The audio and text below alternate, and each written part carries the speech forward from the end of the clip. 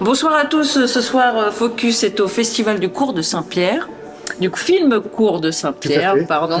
Nous sommes avec Armand Dauphin qui s'occupe de l'organisation de ce festival depuis 10 ans. Voilà, c'est ça, tout à fait. Donc on fête cette année les 10 ans du festival, donc qui a au cours des années proposé énormément de choses dans un quartier qui s'appelle la Ravine-et-Cabri.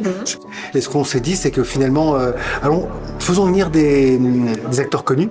Mais par contre, on a choisi donc des acteurs de séries télé en se disant, tiens, les gens qui sont à la Ravine-et-Cabri, peut-être que tous les soirs ils regardent le JT d'une des chaînes de télévision locale, et qu'après ils regardent la série qui passe. Donc on a fait venir les acteurs de Camping Paradis, Nos chers voisins, et cette année avec Astrid Veillon, l'actrice principale de Tandem, et avec Ambroise Michel, l'acteur des séries Cut, Plus belle la vie.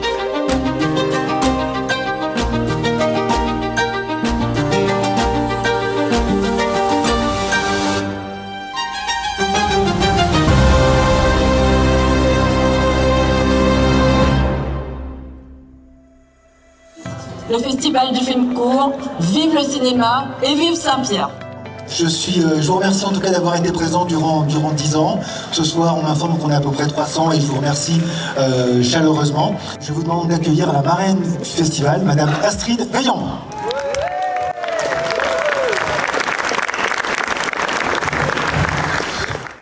Écoutez, je suis très heureuse d'être parmi vous ce soir.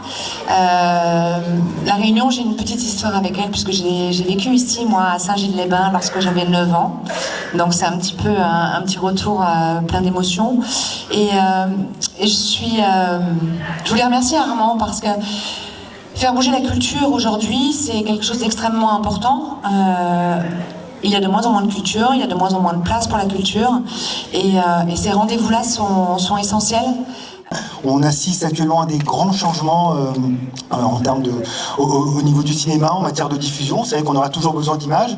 Merci à vous tous, merci Armand pour cette deuxième fois que je viens au festival. C'est toujours un plaisir d'être ici et de pouvoir revenir sur cette île qui m'est évidemment très chère, puisque j'ai pu y tourner Cut pendant 6 saisons. Donc j'ai vraiment un affect très particulier pour cette île, et ça me fait aussi très plaisir de vous voir aussi nombreux. Parce qu'il faut savoir qu'en tant que cinéaste, sans public, notre travail ne sert à rien. Pour moi, la culture, c'est pour élever les âmes, c'est pour vous aider à réfléchir, et surtout, voilà, soyez rebelles en venant à ce genre de manifestation, la rébellion de pouvoir penser par soi-même, et qu'on ne vous l'enlève jamais.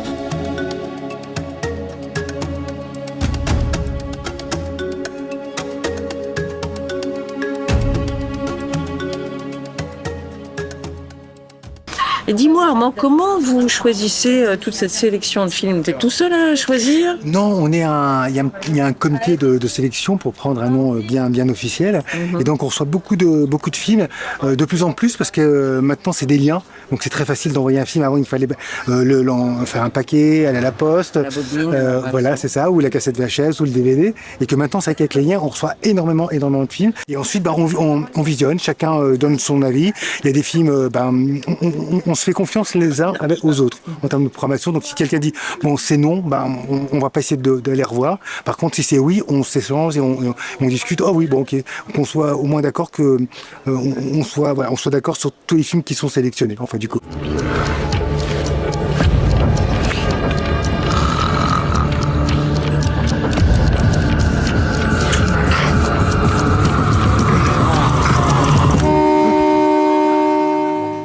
Alors nous sommes avec Ambroise Michel qui a écrit, réalisé, produit et joué Et en même temps, je suis dans le BTP, comme on peut entendre.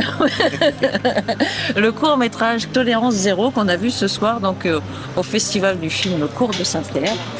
Et comment t'es venue cette idée, ce thème de Tolérance Zéro? Alors déjà parce qu'il y a eu un premier court-métrage il y a quelques années, il y a 5 ans, qui s'appelle Le lendemain funèbre, qui a d'ailleurs été présenté déjà ici au festival.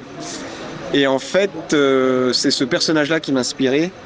Et du coup, j'ai voulu en construire un long-métrage avec 4 courts-métrages, 4 modules de courts-métrages. Et donc, il y a eu celui-là qui est venu en logique, qui est un peu le préquel de Lendemain funèbre qui est présenté demain midi. On est sur la dimension du karma, donc il y a un truc qui est que l'idée de toujours faire attention un peu aux actions qu'on entreprend et aux choix qu'on fait.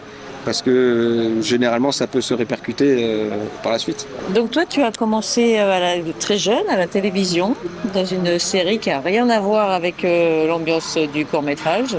J'ai commencé, c'était des téléfilms quand j'avais 15 ans, 16 ans. Et après, tu as fait une série, c'est Plus belle la vie? Non.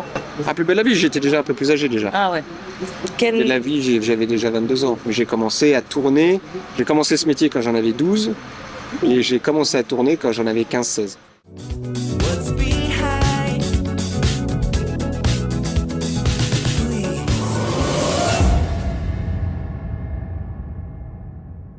Et en tout cas, La Réunion, j'ai toujours un affect très particulier et c'est rigolo parce que quand je suis parti de Cut, j'étais vraiment très très ému de quitter cette île en me disant je faisais un peu mes adieux.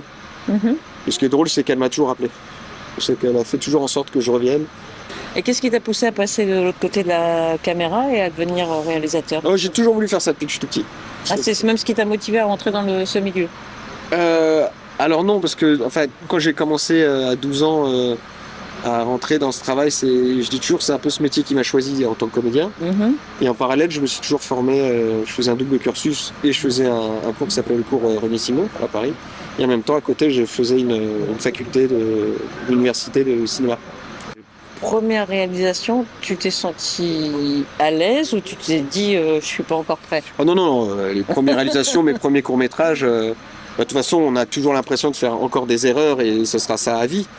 Mais non, les premières fois, après les premières fois, c'était sous forme d'exercice, donc c'est avec le caméscope, puisqu'à l'époque c'était les cassettes, le caméscope, donc c'était pas comme J'aurais peut-être vécu les choses différemment si j'avais eu un téléphone portable qui filmait. À l'époque, tout ça n'existait pas, donc... Mais tu vas t'installer ici bientôt. Non, j'aime bien pouvoir... Non, par contre, j'ai très envie de faire des projets ici. Mes projets à moi. Ouais. Ça, j'en ai très envie.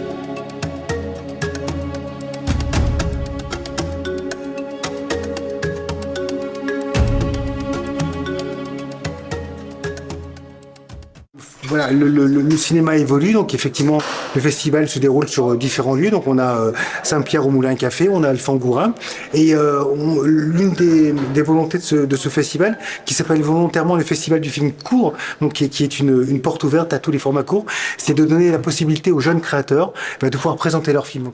Mais là, ce qu'on leur donne la possibilité, c'est de ne pas être uniquement sur les réseaux sociaux, mais d'être en complément dans une salle de cinéma, sur un grand écran, et d'avoir aussi une interaction avec le public. C'est pas juste derrière les réseaux où on écrit, nanana. Là, c'est d'être confronté à un public, à un vrai public, et d'avoir cet échange.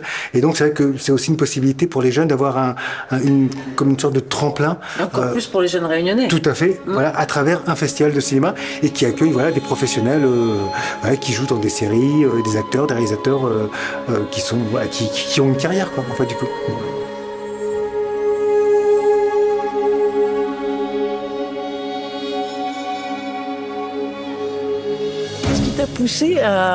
Qu'est-ce qui t'a touché peut-être dans ce festival pour être marraine de cette 10e édition? Déjà, ça faisait 2 ans que Armand m'appelait pour me proposer ce festival. Les 2 fois, j'ai pas pu honorer l'invitation pour des raisons professionnelles. Et cette fois-ci, je me suis dit, tiens, pourquoi pas? Que mettre en avant les courts-métrages, c'est bien. Il faudrait le faire plus souvent. C'est un format qui est pas facile, qui demande beaucoup d'énergie, beaucoup d'entrain, beaucoup de cœur. Et puis bon, après, le cadre de la Réunion, je vous cache pas que ça y joue aussi un peu quand même. On va pas se mentir, on va être honnête.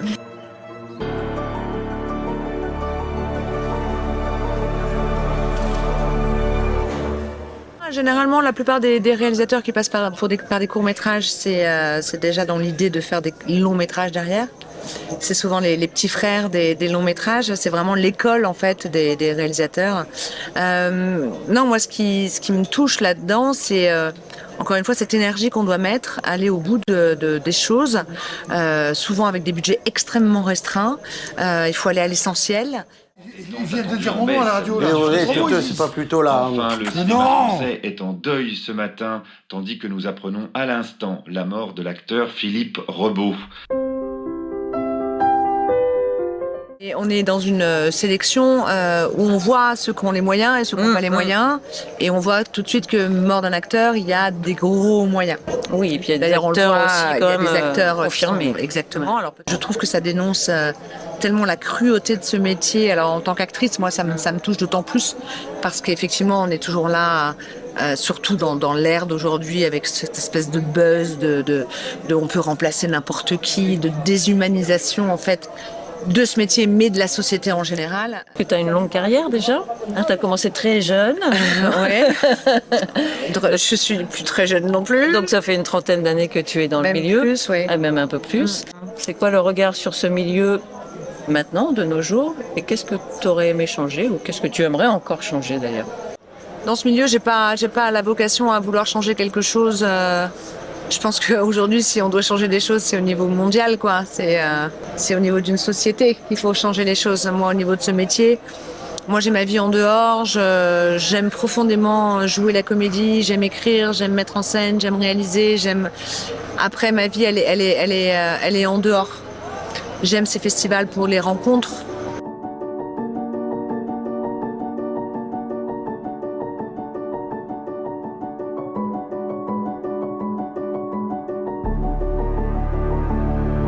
Sa piste. Chacun son chemin. Astrid Veillon, Stéphane Blancafort, enfin réunis pour une nouvelle saison inédite. Et comme d'habitude, je suis là. Tu es très connue pour justement ton rôle de Léa Solaire, commandante. Voilà, Léa Solaire dans Tandem. Il y a eu quand même 7 saisons. Cette saison, on a fait 84 épisodes. Ah oui, quand même. Ouais. Et justement, ce personnage, entre ta personnalité et ce personnage, qu'est-ce qui nourrit l'autre en fait? Les deux. Les deux? Ouais. On est venu me proposer Léa Solaire très en avant de la série en me demandant si c'était un projet qui pouvait m'intéresser parce que j'étais Léa Solaire. Et à travers Léa Solaire, j'ai nourri Astrid. Ça, c'est un peu la schizophrénie des acteurs. Hein.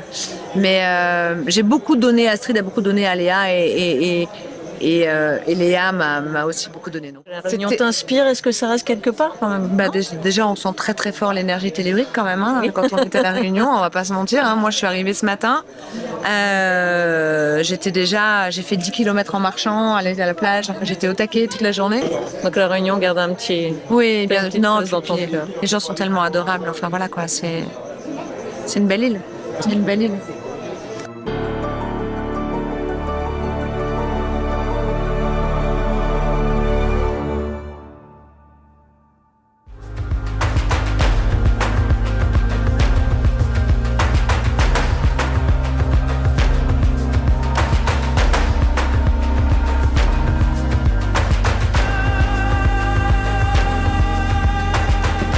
On est avec Marcelino Méduse et Bastien Fourmy. Marcelino, bonjour. Bastien, bonjour. Bonjour. Donc tu as écrit et réalisé Umazinpa. Merci, qui est en compétition aujourd'hui. Oui, d'abord l'histoire du court-métrage Umazinpa, c'est un film, c'est une histoire d'amour entre Diane et Samir. Diane qui vit à La Réunion et Samir qui vit en France, et tous les ans ils se retrouvent à La Réunion pour se vivre leur histoire d'amour à distance, mais là en proche. Et cette fois-ci, cette année-là, pendant le film, Diane pense que Samir est rentré pour de bon. L'histoire autour du projet, le projet est né dans ma tête à l'aéroport un jour, voilà, quand je disais au revoir à des amis qui partaient faire des études en France. Et en fait, je me suis dit, mais on parle jamais de ce qui reste. Et j'avais envie parce que moi, j'étais resté à La Réunion, eux, ils étaient partis en France, et j'avais envie de parler des gens comme moi qui restaient à La Réunion et qui continuaient à vivre, évoluer, grandir et faire grandir l'île aussi en même temps. Je l'ai écrit en résidence à Talent-la-Cour. C'est une résidence d'écriture qui est proposée par Cinécourt en partenariat avec Talent en Cours. Comedy Club, et pendant 6 semaines j'ai pu écrire le film, rencontrer plein de professionnels et pitcher le film à Paris au Comedy Club pour la session Talent en Cours Réunion, et c'est là que j'ai pu rencontrer ma productrice Lucie Portelot. Tu veux dire moi une affaire, non?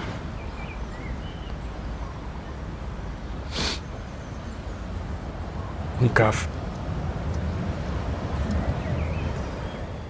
On a eu 1 semaine et demie, 2 semaines de préparation pour une semaine de tournage. Donc on est arrivé de métropole et le lendemain on était en répète quoi. Oh il est beau. Imagine pas comment moi il est content d'être là. On s'en lasse pas des histoires d'amour parce que je pense qu'on peut tous s'identifier aux histoires d'amour. Et là, c'est particulier parce que c'est pas des histoires d'amour qu'on a l'habitude de voir à l'écran à La Réunion. C'est une histoire d'amour homosexuelle. Et pourquoi pas?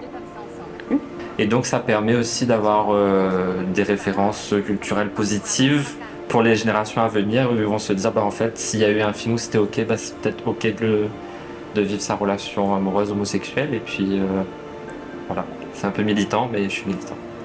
C'était Focus au Festival de films court de Saint-Pierre. J'espère que vous aurez eu autant de plaisir que nous à découvrir ce festival. On vous donne rendez-vous l'année prochaine.